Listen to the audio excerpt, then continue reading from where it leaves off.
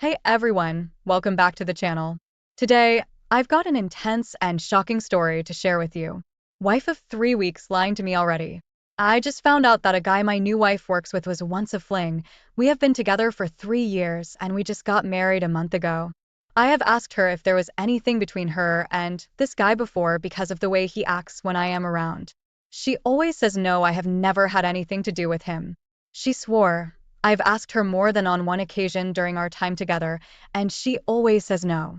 The night before our wedding, her friend made a comment about something, and I kind of put two and two together, and 3 weeks later asked her again, and once more she denied it. Then she said they just went out, and it meant nothing. Then I kept asking, and she finally admitted they slept together when they were drunk. They work alone together at night in a hospital, same room. Should I be pissed? I mean, she lied to me, her husband, and she continued to lie. I even asked her on the night before our wedding if there was anything. She wanted to tell me, and of course she said no. Who wouldn't be upset about this? I understand the past is the past, but this is not part of her past when she is still seeing this guy at work and texting and calling him. I'm not sure if I can get past this. I hate liars. The first month of marriage, and this comes out. It should have came out before we were married. She had plenty of time to come clean. What would you do? I should mention they did the deed over 5 years ago. So, she says, comments. She is still calling him and texting him. Wow, I don't think you are overreacting at all. Without being married, you experience trickle truth. That's when as you go more and more about a relationship. People with more experience and smarts than I will give you some great advice here. Your best bet is to listen to what they say and act.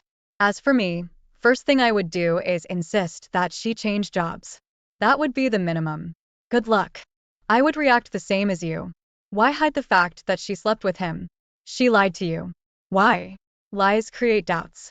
Let her know that. I personally would tell her how it's made you feel mistrusting towards her, and she needs to understand that a marriage is about being a team. Have a long talk about it and find out why she lied. It's important to know. It's probably not just the one time. Can you say trickle truth? Don't trust anything that comes out of her mouth. You are living a lie. Only weeks into marriage, anal and get out. You want to be walking on eggshells all the time, wondering if your future kids are yours. Hope he responds. You are right, I did lie and I should have been honest. I didn't lie to get what I wanted. I lied out of fear. The fear of being judged, of losing you, and being a disappointment. This is part of an email I received this morning after leaving the house without saying a word to her, and they don't call or text a lot, just occasionally, and it is usually work-related. He just had a kid with another woman, and they are getting married. Thing is, I am pissed that she lied, but it was a long time ago, and she had a BF for 5 years after their one-night thing, and I know he dated her roommate, but what pisses me off is why did she lie? She says, "'Cause she didn't want me to judge her, but what the hell? And who knows why the BF before me found out and blew up about it. And that's why, I don't know, I'm just shocked. She had a BF before me for 5 years, and he was before him. We have been together the last 3 years, just trying to state the fact that he was way before me. I'm not going to make a rash, emotional decision. I'm going to drink and clear my head and figure out what I want to do. And if I decide to end it, I'm going to get all my crap in order first. I checked the county website but couldn't find an annulment form, so I will have to go down there, hope they are open tomorrow morning. I'm not going home tonight, I'm going to find somewhere else to stay. Well, I am home now and she is here, and come to find out this happened after the 5-year BF, and a month before me she said she broke with her ex, got drunk and slept with this guy. She said she never told anyone because it meant nothing and she was embarrassed about it. I talked to her best friend tonight about it, and she didn't know and said she's never seen anything happen at work. Kind of drunk now and sitting outside in front of the fire trying to clear my head, but it's not working. Life is too short for this. I don't get it. She is all feeling bad and crying, but it's all kind of I'm sorry, poor me crap. 3 years of the same lie is what is bothering me. She told the same lie the night before our wedding. This is crazy. What did I do to deserve this? And the kids are going to get hurt from us breaking up. Comments. OP, this is a tough one. On one hand, you could argue that this happened before she met you. The past is the past. I hate that cliche, and that you have no solid proof that she has been unfaithful to you since she's been with you. On the other hand, this is a huge red flag, and the incessant lying and slow trickle of information is not working in her favor. When you first posted, I figured that she did this 5 years ago while she was in her teens or early 20s. But then you mentioned that she is 31. So clearly, this is not just some college fling or puppy love. She's a grown woman, and there is probably more to this story than you even want to know. She works with this guy on a frequent, daily basis, which itself isn't an issue. But you had suspicions for a reason based on his demeanor around you. And obviously, your suspicions had some veracity in them. A month into a marriage is too soon to be having problems like this, but giving up so quickly isn't necessarily the best answer either.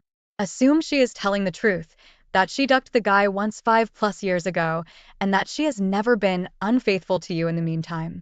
Would this be acceptable to you?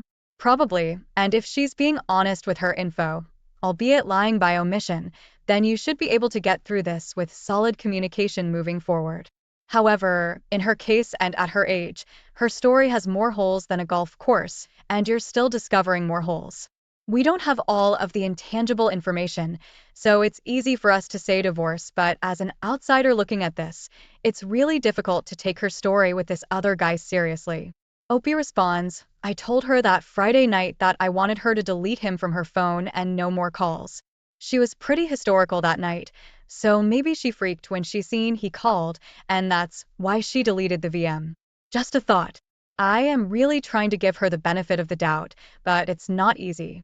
She even said that are not alone much at work. Well, her dad was just admitted to the hospital for a knee issue, and I had a chance to see the inside of the lab and look at it from a where would you cheat point of view. Let's just say it would be very easy to get away with it in that lab. His wife works at the hospital too. I'm thinking of hanging out around super time and see if I can run into her, get to know her, and mention the past to her. Yeah, well, I'm not giving in, things aren't the way they were. I remind her of the situation all the time, not daily, but close. She is working Friday night, and she said she was working with a woman who we both know but didn't know who else she was working with. She said she hasn't checked yet to see, but her work schedule is hanging on the wall next to her desk here at home, so it's obvious who she is working with, and it's him. What's sad is I want to believe her, and I know she is head over heels for me, but she said she lied because she would leave her if I found out about him. And I would have called off the wedding until I knew the truth. How could she love both of us? I mean, we are really close. That's why it's so hard to imagine her messing around. How can I really know? I've never seen so many red flags in my life. But I cannot leave just yet. I need to secure my financial situation first. I am watching her. I at random had her log into her email and work email, and she also gave me her cell phone website username and password so I could check phone records. She also agreed to take a polygraph. Update, we have been ducking like rabbits. I'm not going to let this get in the way. I have made it very clear that if anything else comes out, I am gone. And yes, she did serve me a crap sandwich, which could have been taken care of a long time ago. Can't always focus on the negative. The situation with the wife is still the same. She offered up her phone records and said she would take a polygraph. The only testing site is 90 miles away and only works Monday to Friday. I am working on getting that in order. She has been switching shifts with people she works with, so she doesn't have to work with him at night. No more lies that I am aware of so far. I still have a suspicion in my mind about why he called that night and the VM. I can only imagine what that said. Other than that, I have been watching her the best I can. I have a VAR, but it hasn't turned up anything yet. Has anyone ever been able to get through this type of problem? It seems on here the stories all lead to the big D. Half a year later, update, life is good or has been so far, no worries. But tonight, I found out she is working with him again. I found out because I checked her schedule. Until now, she has been changing shifts with her friends, so she would not be working with him. It really hasn't been an issue. So should I bring this up? I mean, she didn't ask if it was okay or if I would be concerned if she was working with him again. I haven't even let her know that I know that she is working with him. She was first with him 3 weeks before we met. It wasn't years before, it was weeks. And to get you all up to date, she is now pregnant with my child. Hope you guys get through your problems out there. Story 2. What to do. My story is I have been married for almost 12 years. I was always happy for the most part. Sure, we had our arguments from time to time, but I was happy. We have a son that is about to turn 10 and a daughter who is 6.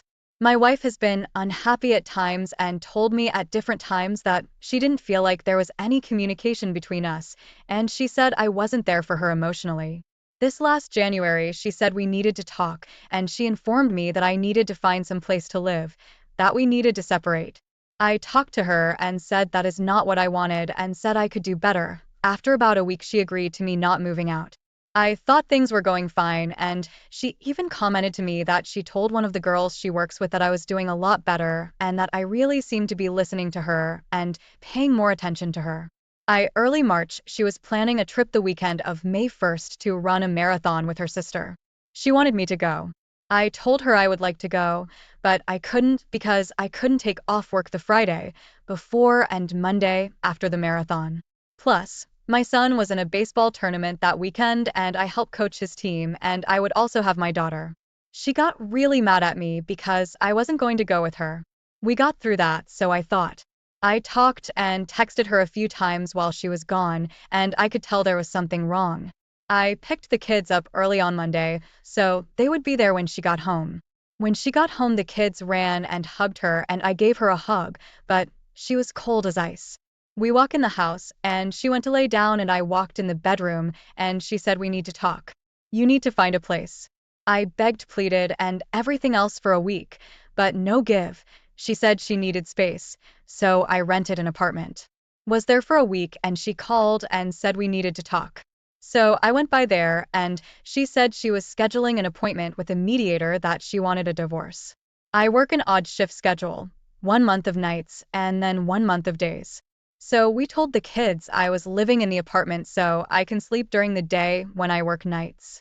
My son cried and said he didn't want me to live anywhere else. I teared up, and she gave me a look from Satan himself and said I was going to have to control myself. We went to the mediator and split everything, including the kids, 50-50. She filed in June, and our last court date is early November. We have done some things together with the kids, like a family vacation. But I don't know how to act towards her when we were on the vacation a couple of weeks ago. I didn't say a whole lot to her, and she said in front of the kids, I know you usually don't say much. But the silence is defining. This only confirms everything. My son looked at me and said he has been talking. She shot back at him that he needed to stay out of the conversation. We went to the WWE wrestling a couple weeks ago together, and at dinner before the event, my SDBXW asked my son what he wanted for his birthday. And he said, my dad to move back home. She snapped back as cold and mean as I have ever heard. Well, that's not going to happen. So, if you want something, you better think of something else. I'm sorry for such a long post, I just don't know who this person is. She would have never said anything like the things she is saying to the kids now. After she said that to my son about his birthday, she went to the bathroom, and my son says to me she's not always like this, and I said like what? And he said like this. She is only like this when we are all together. I'm wondering if she just tries to be in a bad mood or tries to start arguments in front of the kids to justify to them that that is why the divorce is happening. That mom and dad argue too much to stay together. I just wanted to add I love my wife and want my family together. I told her I would do whatever it takes for that to happen. She says she notices the changes in me towards the kids, and it makes her even madder. I wasn't a bad dad before, but I'll admit I am a better dad now. But, as she says, too little, too late. Just last week, I went over to the house to mow the yard, and she came home, and we talked a little, and she actually said it wasn't a bad marriage. I thought to myself, then why is it ending? The last time we were all together, she looked at me and asked why I was in a good mood so much lately. I asked if she wanted me to be in a bad mood. She said it just looked so fake. I said if my being in a good mood was any indication that this is what I wanted, that wasn't the case, but I have no control over what is happening, and I'm dealing with it the best I can. She says it makes her even madder that she couldn't bring out the good in me. I agree with you, gearhead on. She is committed to the course. It's like a racehorse with blinders on, racing to the finish. And the kids' feelings are mine, are going to keep her from getting there. My first mistake, moving out. She actually said to me, if you don't move out, I am. I should have let her, but I had no clue it was going to crumble this fast. I moved out second week of May, and third week of May went to mediator. Someone else was one of the first things I asked. She said no. Her sister and brother-in-law said no. And I really don't think there was, because I think he would have surfaced by now, or I think she would have told me, to be honest. She likes to throw the divorce in my face a lot and tell me what a screw up I am and how I caused this whole mess. I work nights sometimes, so I have to sleep during the day. Last night I called to see if I could get the kids today after work, and she said no. Why don't I go back to sleeping all day and see the kids for 15 minutes before I go to work? I think she is seeing that I am doing better, so now she is going to try and hurt me with the kids. Update: I called just a moment ago to ask if I could pick up the kids, and she said it again. Your fake personality is repulsive. And I just laughed and said, what on earth are you talking about? She said, your fake cheery personality. I am an IC, and I said the same thing to my counselor, that in today's times it could be another woman. I really don't think so, but hey, you never know. I don't want it to sound like I did nothing wrong in our marriage, but there was never any screwing around, drinking, or meds. I could have shown more love and appreciation to her and my kids. I wasn't perfect by any means, but in my mind, not a deal breaker. My wife and I are separated, about to officially be divorced now for. She filed, I don't want the divorce. I admit I got complacent in the marriage and didn't show enough love and appreciation as I should have, obviously, or we wouldn't be where we are. I never stopped loving my wife or our two children. I guess I just didn't show it enough. We separated in early May, and at first, I did the usual begging and pleading. Later, I found out that is what you don't want to do. So I backed off. When I have the kids on my weekends, she said she doesn't do good without them and she can't sleep. She feels alone. I told her that I love her and don't want this, and that we can work on our problems. She said it is just weird that I want to work on the relationship now, that she can't go backwards, and it is too little too late.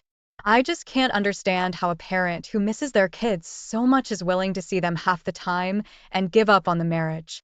She says she has worked on our marriage the last 11 years and she is exhausted and has no work left in her.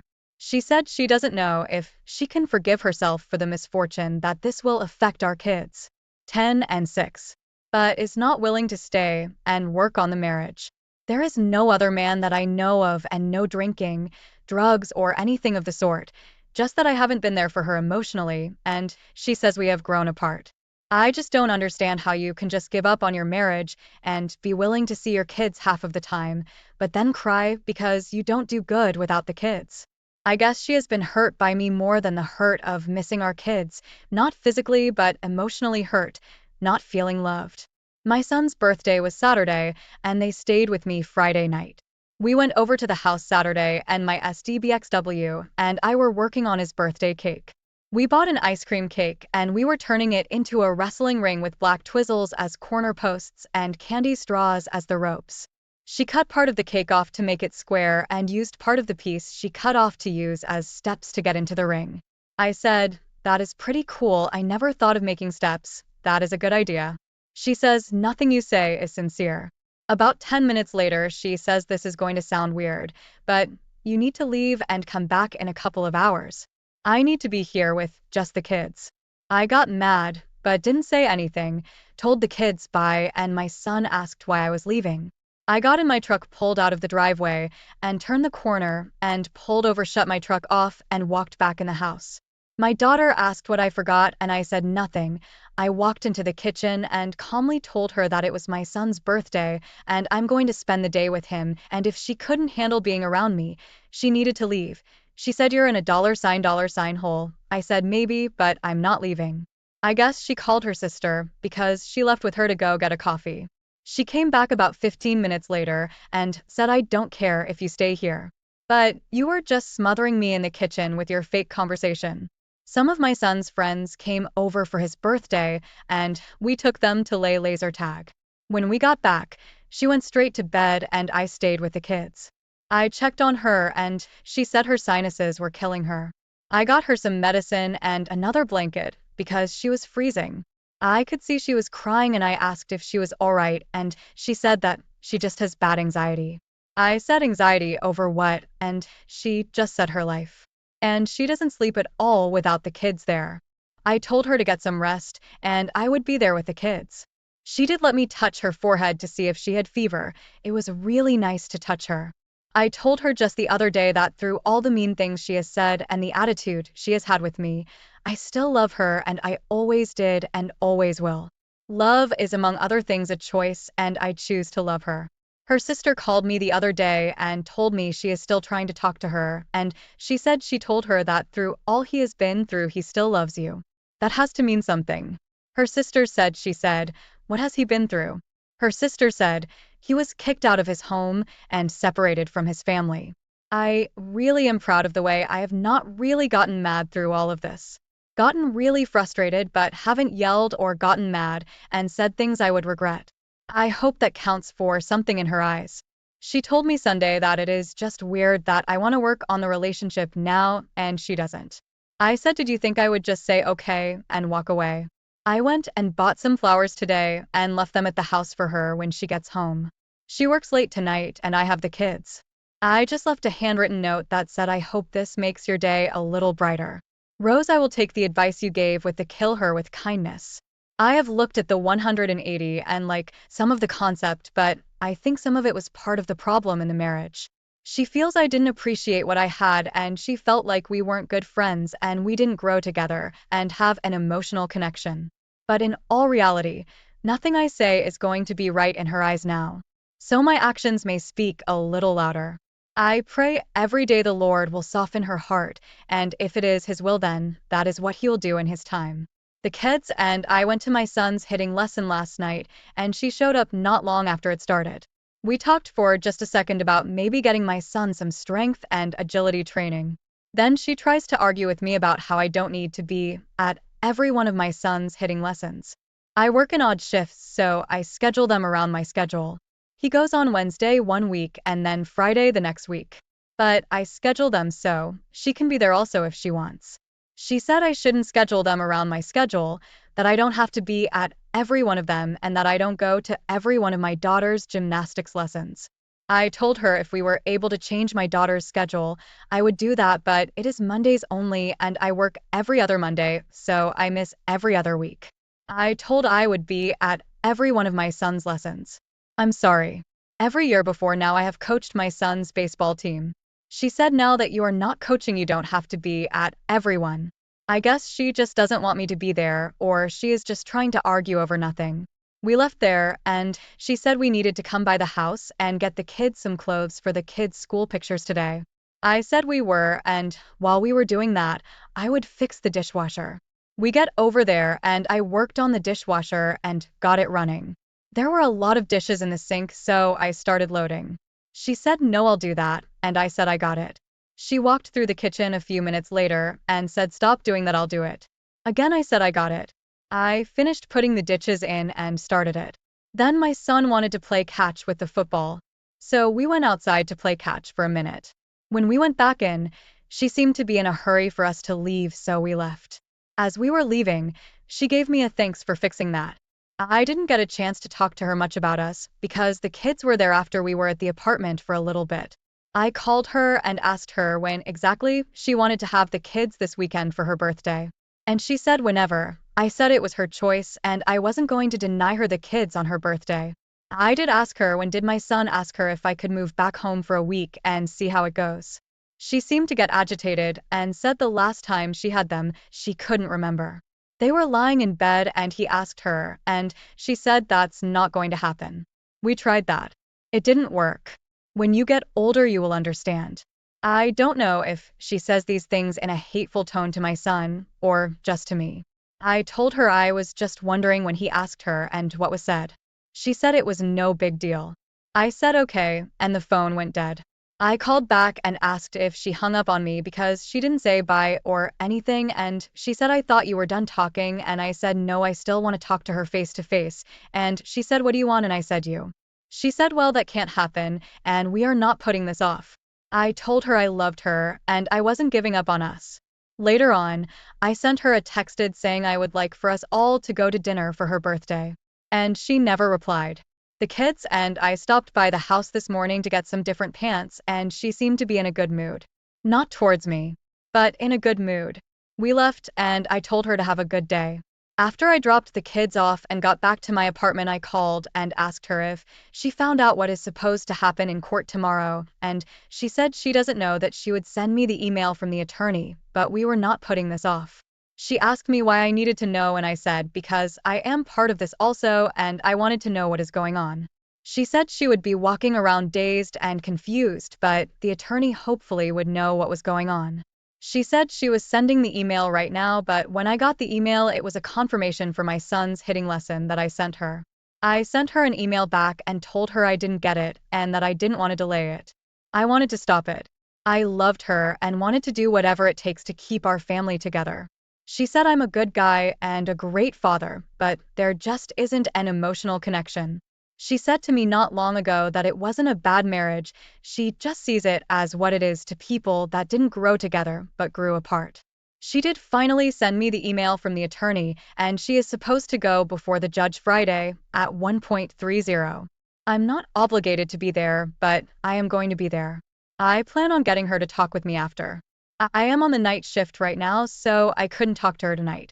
She never responded to my request that the kids and I take her to dinner Saturday night.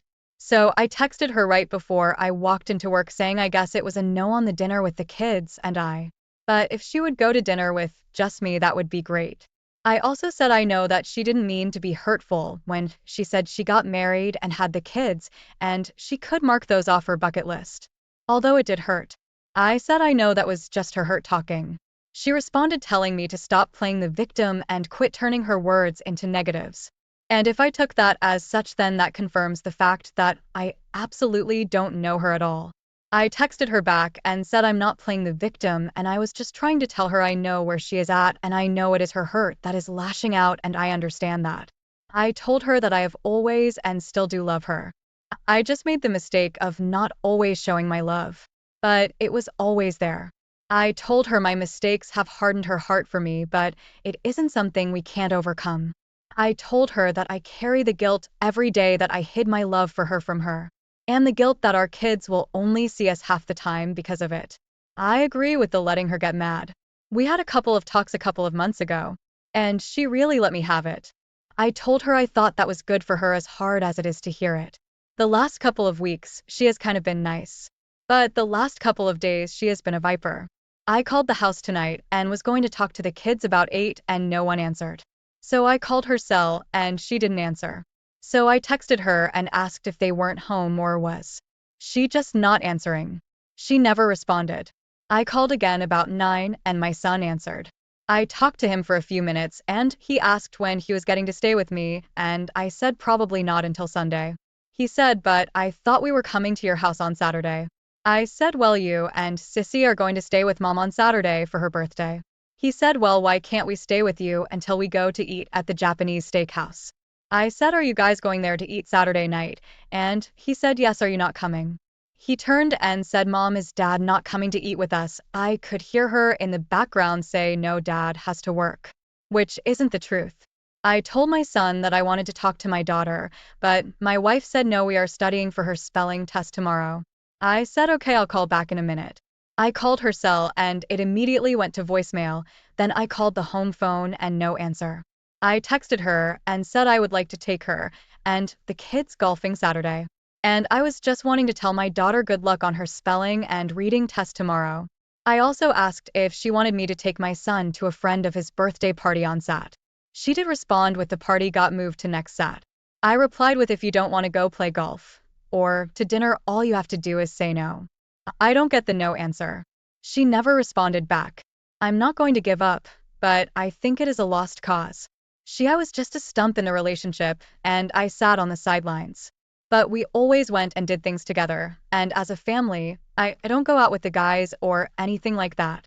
We have been to Vegas a few times, but yet she says I never wanted to do anything with her.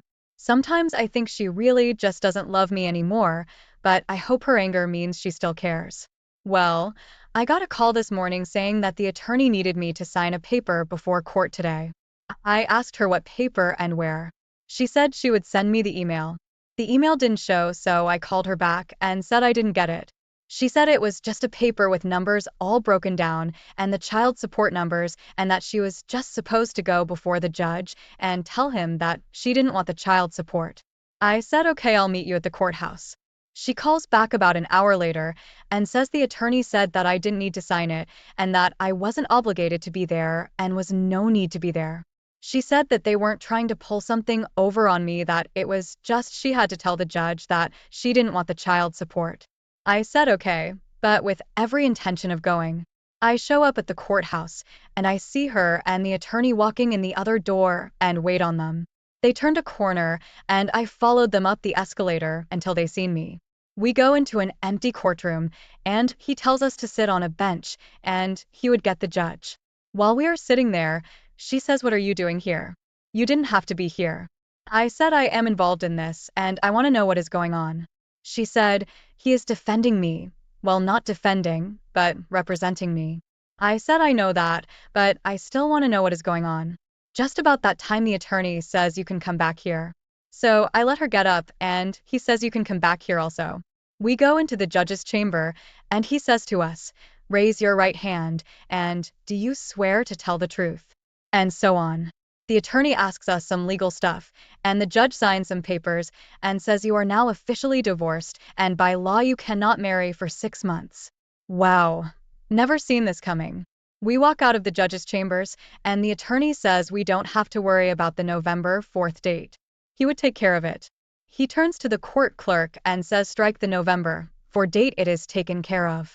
We walked out, and the attorney had another case, so he went a different direction. We were going down the escalator, and I say, "Does this mean we are officially divorced?" And she said, "I think so." Then she laughs and says, "Are you upset we can't marry for 6 months?" I didn't respond and turned the corner and left. When I got down the road away, I called her and said, "Would you like to talk about what just happened?" And she said she is as shocked as I am and that she had no clue that was going to happen, that she had her brain wrapped around fourth, and that she thought that was the final day. But this didn't change anything. She said we were just incompatible and that I didn't do the things that she needed and that I did what I thought I needed to do, but it wasn't enough for her. She said it doesn't make her way right or wrong or my way right or wrong, just incompatible. She said she doesn't love me and I can't make her love me. She said she wants to find someone that understands her and that can appreciate her for her. I was just in a day, so I don't remember what all else was said, but she said she had to go because she couldn't drive and talk. I went home to change clothes and call work to tell them I wouldn't be in tonight. I went to the family home to get my boat out of the garage, and she called and said she was just calling to check on me and see if I was all right. I said no, I'm not all right, that I didn't want this, and I don't want to lose my kids. She said you're not losing the kids. And I said I am losing them half the time, but it wasn't just the kids. I love her, and this just isn't what I wanted. I know we could have worked on us and got through this. But now we will never know. She said that is where we are different. I don't love you, and the kids are fine. She said she is happy now, and if the parents are happy, then the kids will be happy. I said I didn't agree, and that I was at the house getting my boat out of the garage. She says, "Oh, you're getting your boat out of the garage. Thanks." Then she hung up. I took my boat down to my mom and dad's house, and while I was down there, I saw where she posted on her Facebook. "It's official, real classy." She called just a moment ago and said she was just checking on me and said, "Really sarcastic, I was worried about your mental state." I didn't even respond to that. I just said, "Call me when the kids get up tomorrow so I can come get them." That has been my thought the whole time, but nothing ever surfaced. It wouldn't surprise me, but I just don't know. I'm definitely going to start the 180 for myself for sure. Hopeful one day soon I can let go, but I just don't do good without the kids. It is just heartbreaking. That is just the part one don't understand. How you can just give up on a marriage that she described as not a bad marriage and break up our family and give up half the time with the kids. I could have it explained a million times, and I wouldn't understand. Maybe someday I will. Update: I had the kids last night and she called to talk to the kids. I asked the kids if they wanted to talk and they said they were good, meaning they didn't want to talk on the phone. She said, "I make them talk to you when you call. Now keep in mind she will only answer half of the time when I know they're home, and when I text her asking about the kids, she rarely responds."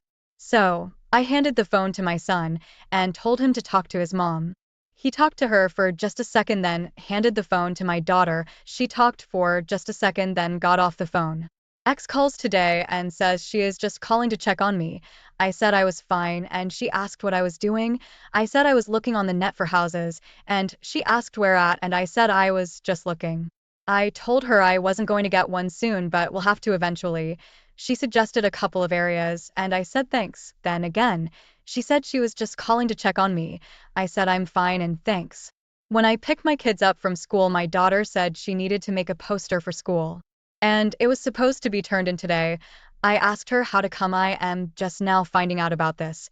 And she said they sent a paper home last Thursday.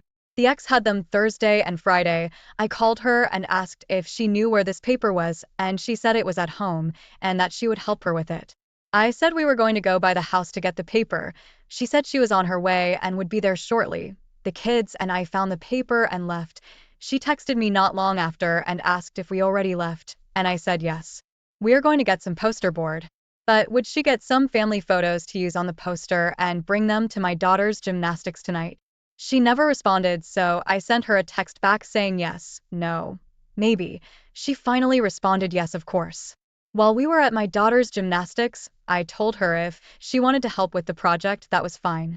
But she would never let me come help with something like that when she had them. She said she didn't care either way. If I didn't need her help, she wouldn't help. I said I could handle it. Right before we left, she asked if we could agree to do the holiday schedule like we always do the kids, and I would go to my parents' Thanksgiving for lunch. Then drop the kids off so she could go to her mother's Thanksgiving night. I said that was fine. She said Christmas the kids, and I would go to my parents' Christmas Eve, and she could have them Christmas. She said that way it will be the same as it always has been for the kids. I said it won't be the same because I have always been there Christmas morning after Santa came.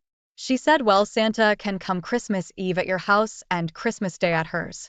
I said it wasn't going to be normal anyway we do it, but I guess that way was as good as it can get.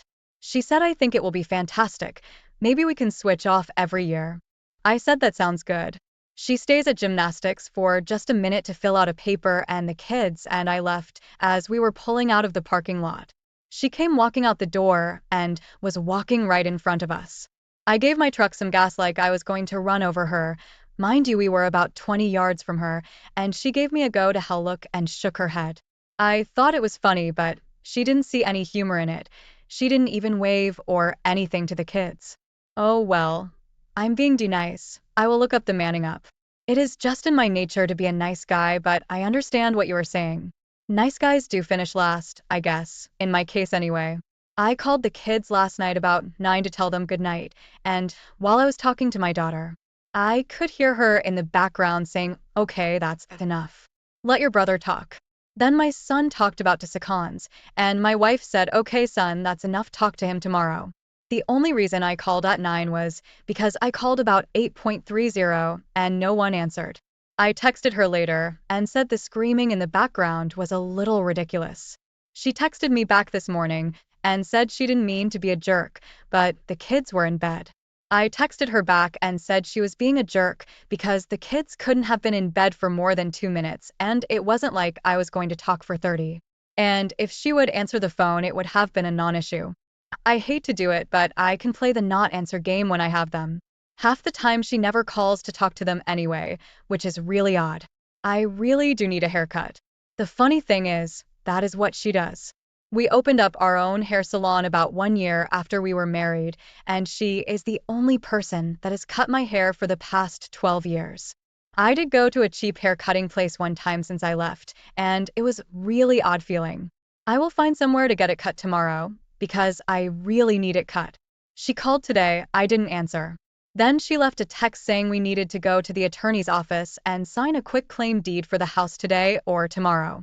I replied about 3 hours later saying tomorrow. The hits just keep on coming.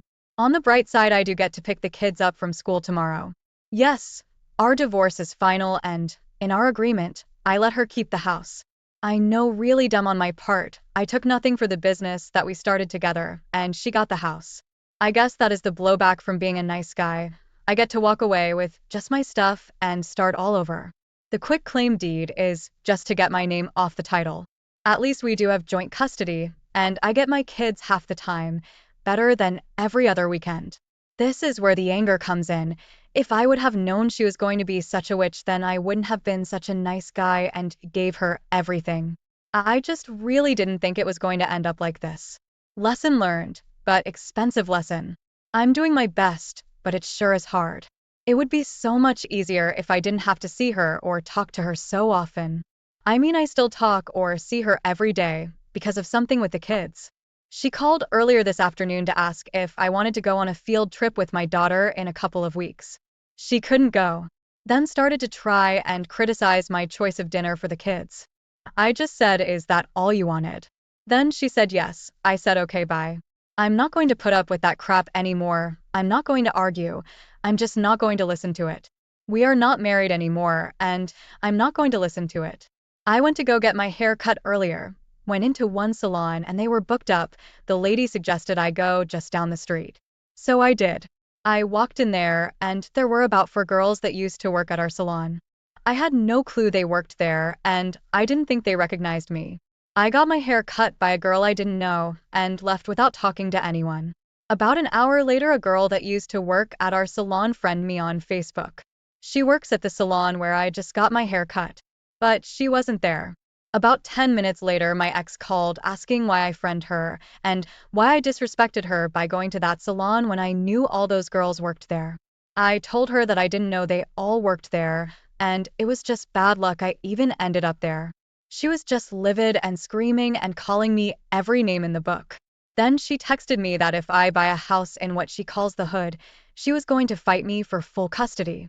She and her sister befriended me on Facebook. Boy, all I did was walk in and get a haircut. Guys, I think I am covered as far as the quitclaim deed. It says in our agreement that she gets the house and I am free from any financial aspects of the house. I really have had my fill of her crap.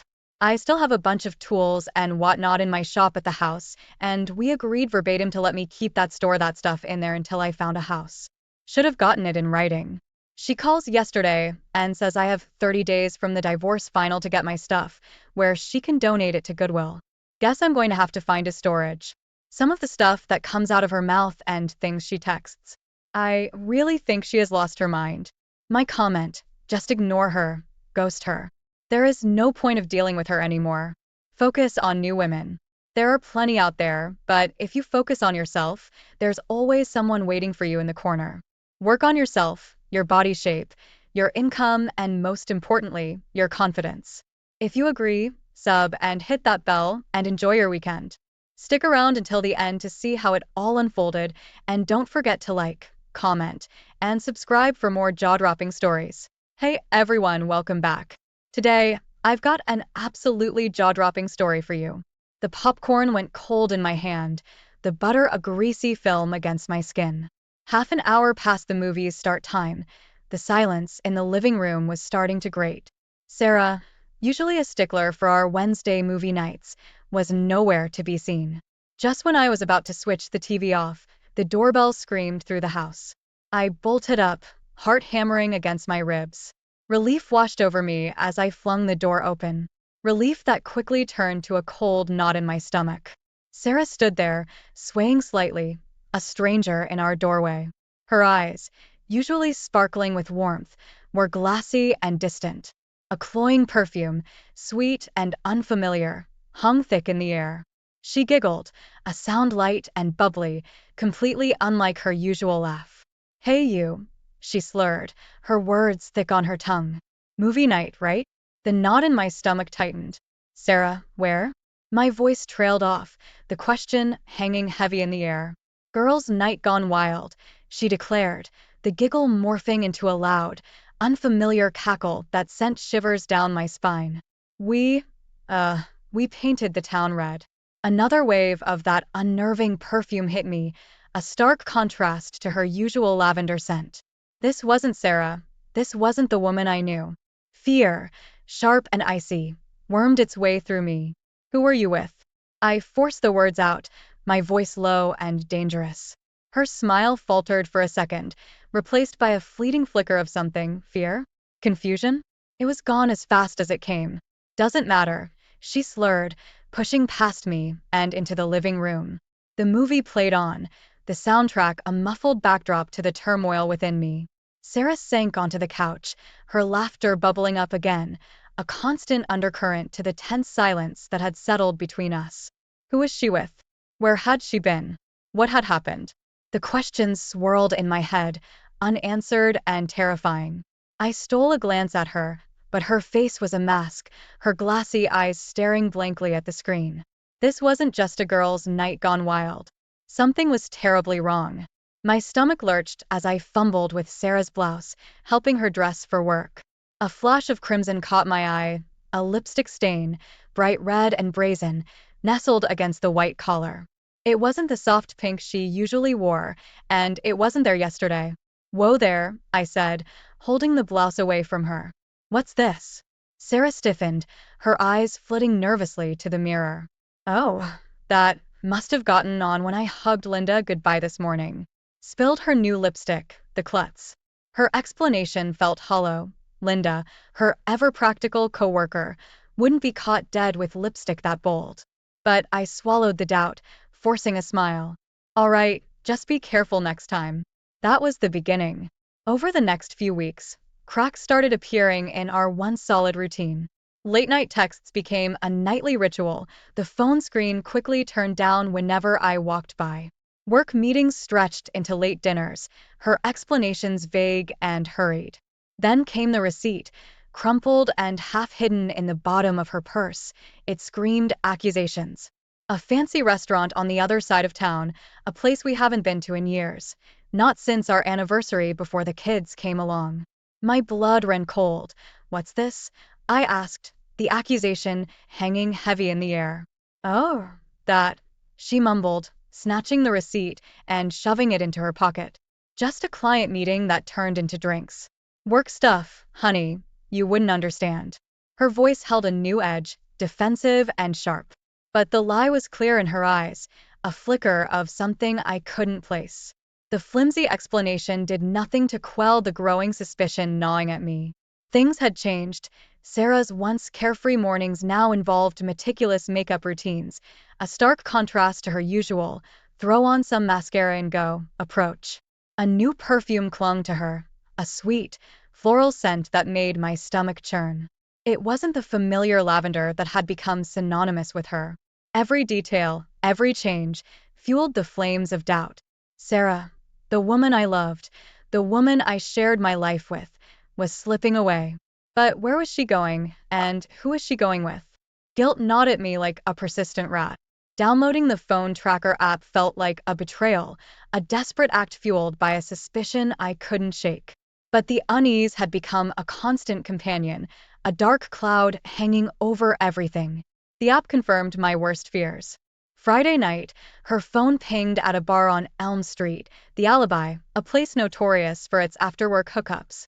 My heart hammered against my ribs, a frantic drum solo in the quiet of the house. Saturday morning, I woke up with a hollow feeling in my gut. Sarah was still asleep, her face peaceful, the image a stark contrast to the turmoil within me. I grabbed my phone, pretending a work call, and snuck out the door. The Alibi was buzzing when I walked in, a cacophony of chatter and laughter. My eyes scanned the crowded room, searching for the flash of blonde hair that would shatter the fragile hope clinging to me. There she was, at a corner booth, laughing with a group of men. None of them looked familiar. Fury, hot and raw, surged through me. I wanted to storm over there, confront her, demand answers. But something held me back. Maybe it was the fear in her eyes when I'd caught her with the lipstick stain, a fleeting fear I couldn't explain. Instead, I melted back into the crowd, unseen, unheard. The image of Sarah, her face lit up with amusement for someone other than me, burned into my memory. The laughter that had once filled our home now echoed in my head, a cruel reminder of the life slipping through my fingers. As I walked away, the question loomed large. Who was this woman I was married to, and what secrets was she hiding? The front door slammed shut behind me, the noise echoing through the empty house like a gunshot. My heart hammered a frantic rhythm against my ribs, adrenaline coursing through my veins. The image of Sarah, laughing with another man, was branded into my brain, a vivid reminder of the betrayal. I stormed into the living room, the crumpled receipt clutched tightly in my hand. Sarah was there, perched on the couch, a book in her lap, a picture of domestic bliss shattered by my arrival. "Don't even pretend," I spat out, the words tumbling over each other. "The bar, Friday night. Care to explain?" The book clattered to the floor as the color drained from her face. For a horrifying moment, she looked like a stranger, a ghost of the woman I knew. "What are you talking about?" Her voice was shaky, but her eyes held a flicker of defiance. "Don't play dumb, Sarah," I growled, shoving the crumpled receipt in her face. "This receipt, the alibi. You were there, weren't you?" The defiance crumbled, replaced by a wave of shame. She sank back onto the couch, tears welling up in her eyes. The truth tumbled out in a torrent of words, a tangled mess of emotional neglect and a desperate longing for excitement. Years of unspoken resentment surfaced, years of frustrations that had festered beneath the surface of our seemingly perfect life. Each accusation felt like a blow, each defense a flimsy shield against the storm of anger and hurt. The night devolved into a shouting match, our voices rising and falling in a chaotic symphony of pain. Words that had been unspoken for years were ripped from our throats, leaving raw wounds in their wake. Hours later, exhausted and drained, we collapsed on opposite sides of the bed. Sleep eluded me, the weight of the fight pressed down on me, suffocating. The familiar comfort of the bed felt alien, cold and unwelcoming. Our 25-year life together, the life we'd built brick by brick, felt like a fragile house of cards, teetering on the edge of collapse. The future stretched before me, uncertain and terrifying. Could we rebuild what had been shattered? Or would the foundation of trust, once so strong, crumble to dust, leaving only the wreckage of our dreams? Sunday bled into existence slow and heavy, the silence in the house thick enough to choke on. We moved around each other like ghosts, the air crackling with unspoken words and shattered trust. Every cough, every rustle of the newspaper felt magnified, a stark reminder of the chasm that had opened between us. Breakfast was a silent affair, coffee and toast consumed without a single glance in each other's direction. The tension hung heavy in the air, a suffocating weight on my chest. Monday morning arrived, a monotonous echo of the broken weekend. Sarah, looking pale and drawn, surprised me by suggesting couples therapy. A flicker of hope sparked in my chest, a fragile butterfly battling the storm of doubt swirling within me. Maybe it could help, I stammered, the words catching in my throat. The therapist's office was sterile, the beige walls offering no solace. We sat awkwardly on a worn leather couch, pouring out the wreckage of our relationship in measured tones. Her words were clinical, detached, offering tools for communication and reconciliation. A part of me clung to the hope she offered, a lifeline in a sea of despair. But the distrust lingered, a bitter aftertaste in my mouth. Every time Sarah spoke, I searched for a flicker of truth, a hint of the woman I once loved. But all I saw was a stranger, someone who shared my name but harbored secrets I couldn't even begin to fathom. The therapist suggested individual sessions too. Sarah readily agreed, a flicker of remorse, or maybe something else entirely, flitting across her eyes. Over the next few weeks, we became regulars at her office, dutifully attending both couples and individual sessions. But the sessions felt sterile, a forced attempt at CPR on a relationship that might already be dead. The therapist's words bounced off the walls, echoing in the emptiness that had become our marriage. Was this it? Was this all that was left of the life we'd built together? The hollow echo of laughter and whispered promises, replaced by a suffocating silence and a gnawing uncertainty about the future? The therapist's voice droned on about communication styles and healthy conflict resolution, but my mind was elsewhere. It felt like we were discussing the weather on a day a hurricane was about to hit. Suddenly, her words shifted, zeroing in on a specific point. Sometimes, in situations like these, there can be emotional attachments formed outside the marriage. The air in the room seemed to crackle. I stole a glance at Sarah, expecting a denial, a deflection. Instead, She was staring at the floor, her face pale and drawn. A beat of silence stretched, heavy and suffocating. Then, barely a whisper, Sarah spoke. Yes, there was someone. The world tilted on its axis. The sterile beige walls of the therapist's office seemed to close in on me. My breath hitched, a strangled gasp escaping my lips. An affair. The word hung in the air, a dark accusation. Who? I managed to force the question out, my voice hoarse. Mark, she mumbled, the name barely audible. A colleague from work. Mark. The name jogged my memory. A tall, lanky guy with a nervous chuckle. I vaguely remembered him from a couple of work events, someone Sarah had introduced me to in passing. How long? My voice was a low growl, barely containing the storm raging inside me. A few months, she mumbled, her eyes downcast. It had just happened. A few months. The words echoed in my head, each iteration a fresh blow. Months of stolen moments, of lies whispered in the dark. Months of living a double life while I what? Went about my days oblivious, a fool trusting a stranger in my own bed. The therapist, bless her professional heart, tried to steer the conversation back on track, but all I could see was Sarah's face. Guilt was etched there, sure, but something else flickered beneath the surface too. Was it defiance? A hint of justification? The revelation hung heavy in the air, a poisonous cloud obscuring the future. The therapy session blurred into a fog of questions and accusations. The carefully constructed facade of our marriage had crumbled, leaving behind a gaping hole filled with uncertainty and a bitter cocktail of anger and hurt. One thing was clear. The road to reconciliation, if there even was one, would be long and arduous. The trust that had taken years to build was shattered in a heartbeat. Could we ever rebuild it? Or was this the final chapter, the closing line in the story of our lives together? The car ride home from therapy was a silent war zone. The air hung heavy, thick with the unspoken words churning in my gut. Sarah sat beside me, a statue carved from ice, her gaze fixed on the passing scenery.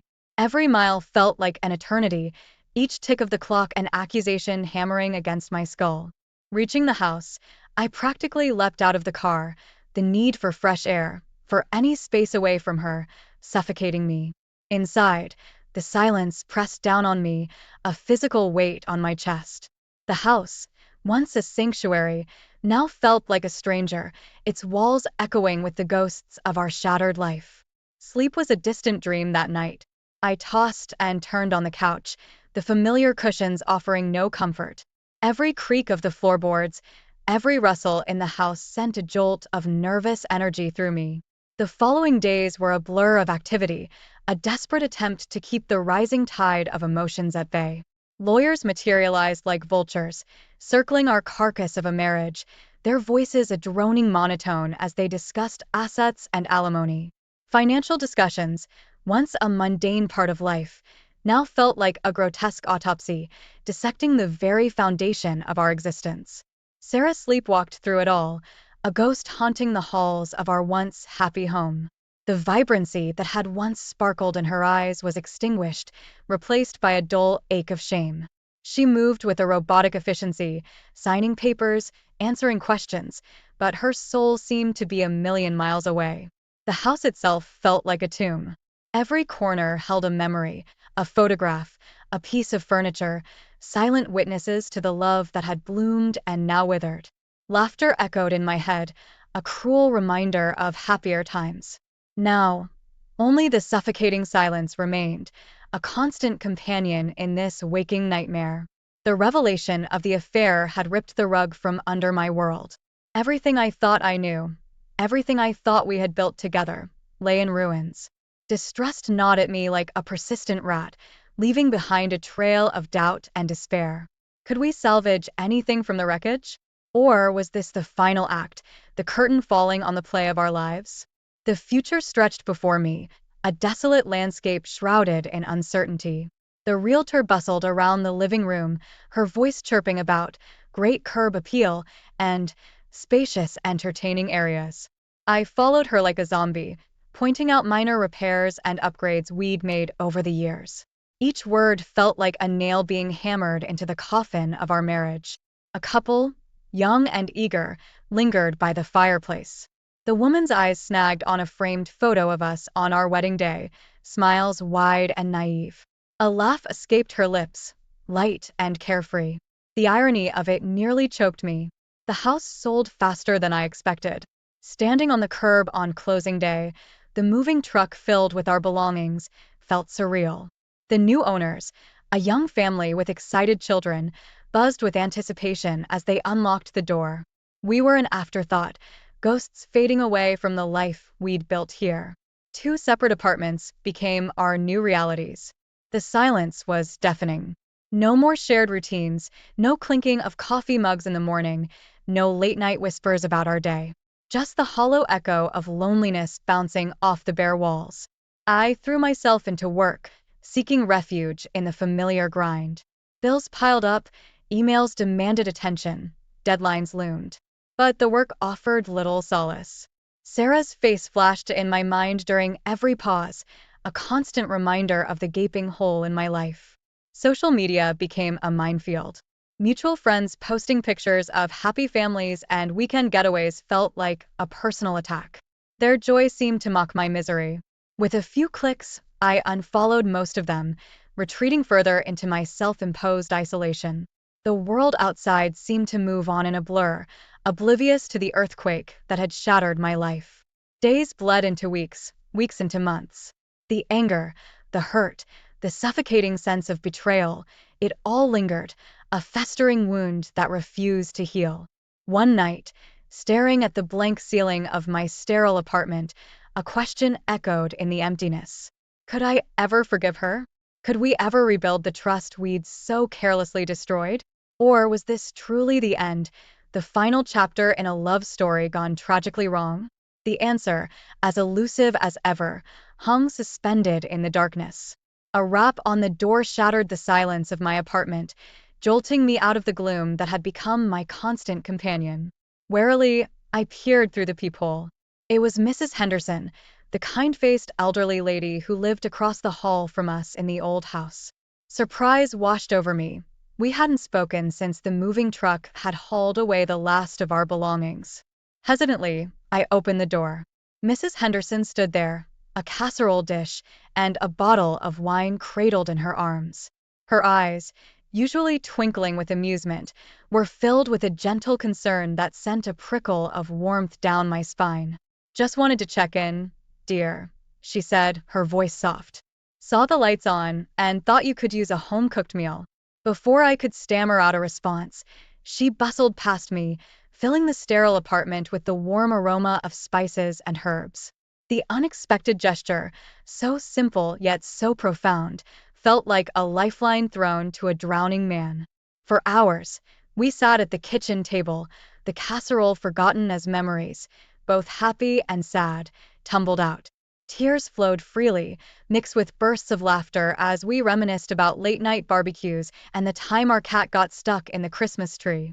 It wasn't a solution, not a magic fix for the gaping hole in my life. But Mrs. Henderson's visit was a beacon in the darkness, a reminder that I wasn't completely alone in my grief. Slowly, tentatively at first, other friends reached out. Phone calls, hesitant texts, eventually even invitations for coffee or a beer.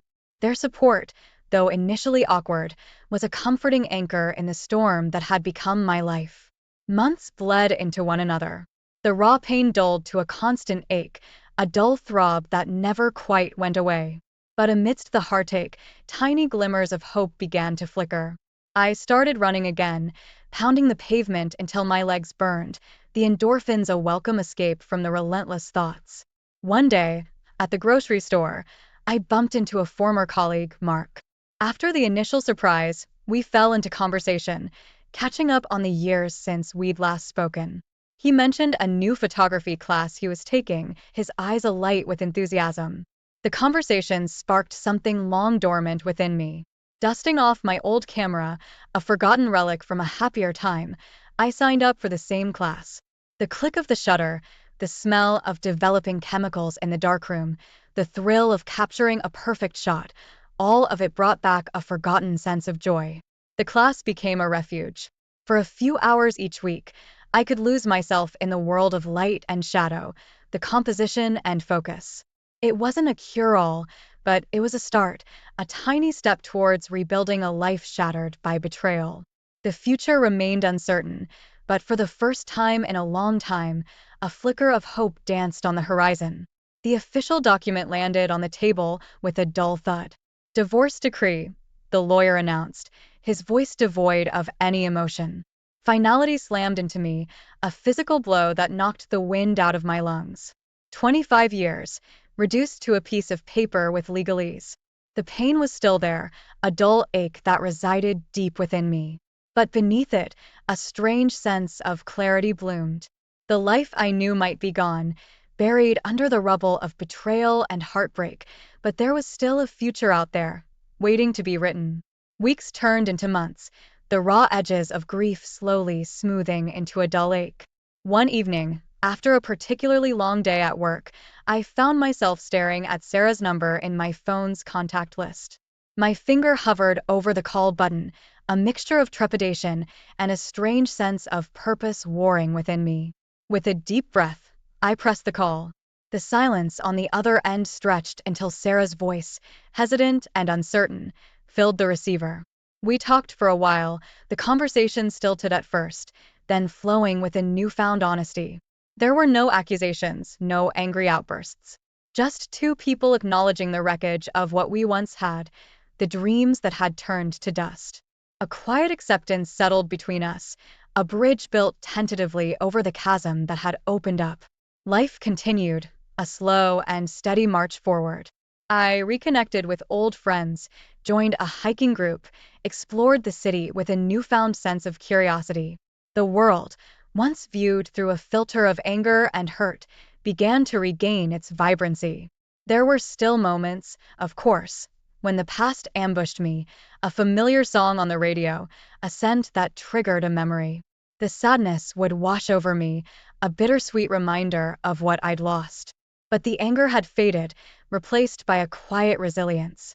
Stick around until the end to see how everything unfolded, and don't forget to like, comment, and subscribe for more intense stories.